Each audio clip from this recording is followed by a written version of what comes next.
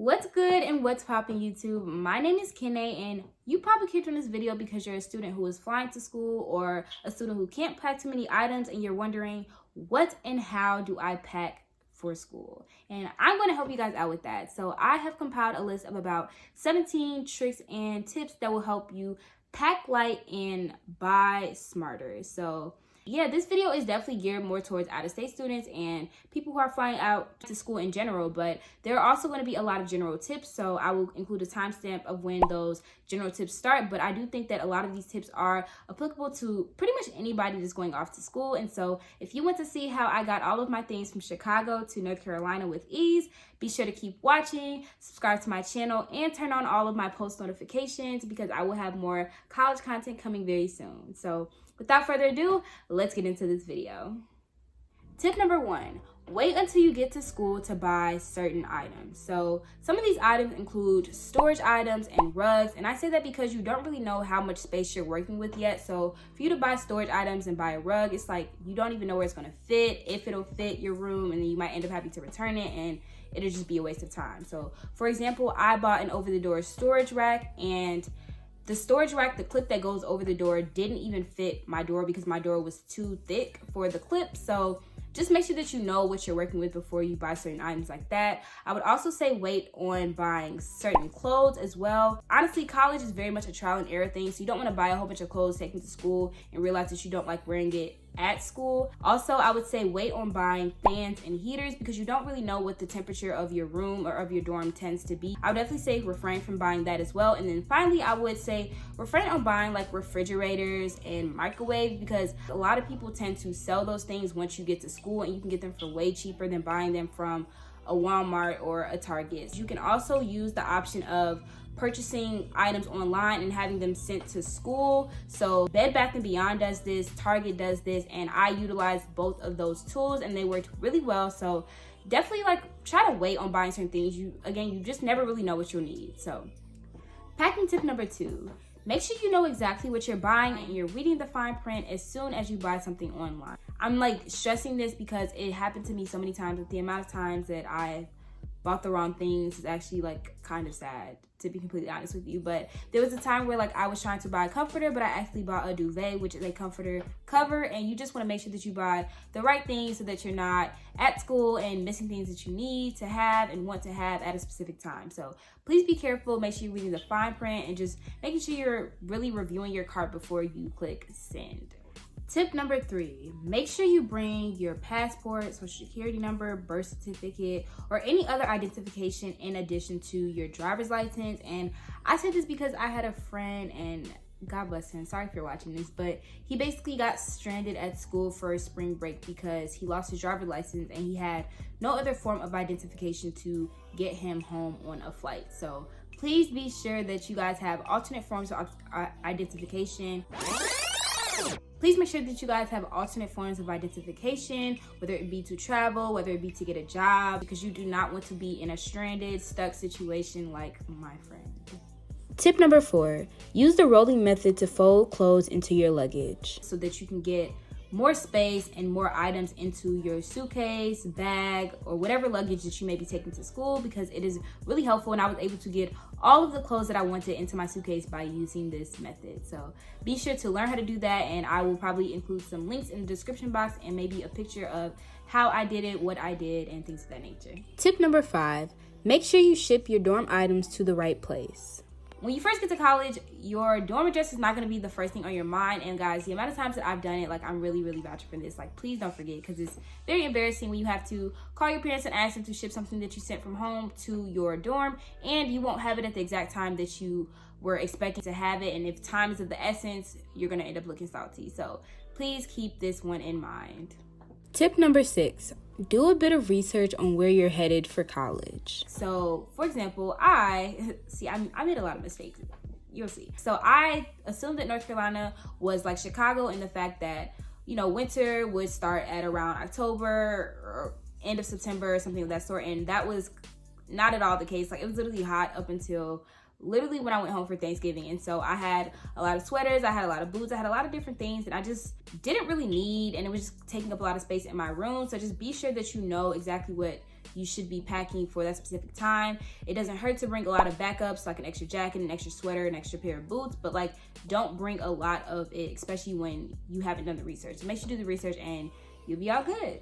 Packing tip number 7, be sure that you know exactly how long you are going to be packing for. So if you're a flying student, out-of-state student, or someone who's just far from home, or even a student in general, know how long you're packing for so you know if you're overpacking or if you're underpacking, if you're packing for the seasons or if you're packing for that specific season. Just make sure you know that, because that will definitely help you get rid of a lot of things that you just might not need for that time period. So if you're packing from August to November and you're in a relatively hot place, you shouldn't be packing boots, you shouldn't be packing sweaters, maybe like one of each item if that, but definitely don't pack things that are just not right for the time period that you're going to be at school. Packing tip number 8, do not pack to capacity. So I say this because whatever you take to school, you more than likely might have to bring it home unless you have some type of storage option or something of that sort. But a lot of the things you do take to school, you will want to bring home for the summertime. So don't pack to capacity, leave a little bit of room, and also utilize breaks and going home during breaks to bring stuff back and things of that nature.